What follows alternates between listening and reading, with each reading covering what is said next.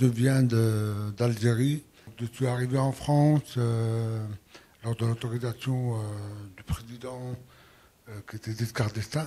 On est arrivé en 1975, donc débarquement Marseille par le train jusqu'à Chalon-sur-Saône.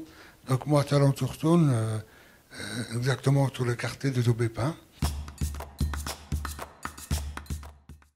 Il est venu dans les années 58, à l'indépendance, 58-60.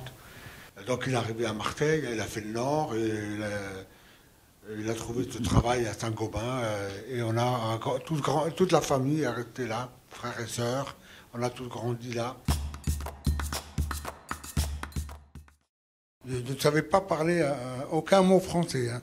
Je suis arrivé à l'âge de 8 ans. Il m'a fallu 1 an quand même aller à l'école ouverte, on appelle ça, qui était à Janzé. Il a fallu apprendre le français et réintégrer encore une fois l'école primaire, toute ma scolarité qui est le collège de la Verrie. Il a fallu faire connaissance, bien sûr, avec tous les voisinages. On faisait attention les uns des autres. On s'amusait beaucoup, surtout dans la grande pelouse. On allait à la pêche, on jouait au boule avec les plus grands. On se rejoignait à notre coin précieux, c'était les tourniquets, on appelait ça. Les tourniquets, dès qu'il y en a un qui voyait l'autre, on se rejoignait pas près, on s'éparpillait on restait toujours aux Aubépins. Hein.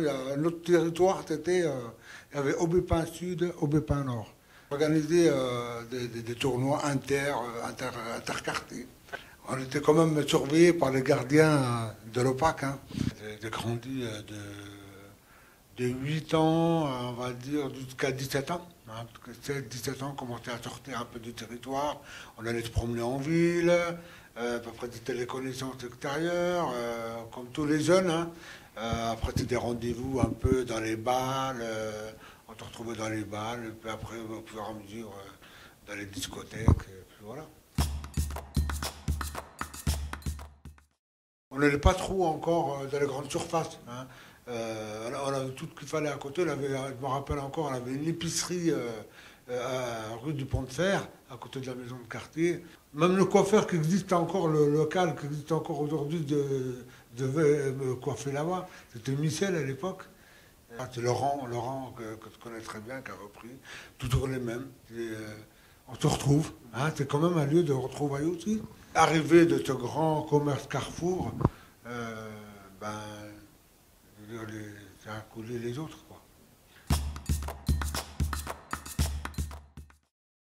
Il y a eu des dégradations quand même, hein, dans les entrées, dans les soirs même. Hein, il y avait quand même des rodéos, de la moto, tout ce qui se passe aujourd'hui de représentation. J'ai vu l'évolution et j'ai vu la détérioration de quartier. Franchement, les Aubépins, ça s'est éteint pour moi 2017. Voilà. C'est là où j'ai perdu mon papa. L'histoire des Aubépins, c'était fini. J'ai habité 2 appartements au B12-10, partir en fumée, comme ça. C'était mes premières années de mariage. J'ai eu la chance d'avoir 2 enfants. Qui ont connu, et même un arbre qui est encore planté. Je pense aujourd'hui, devant le B10, était à la naissance de mon fils. Il est encore devant les Aubépins. On garderait toujours un bon souvenir, les Aubépins. C'est ma deuxième patrie, je dirais.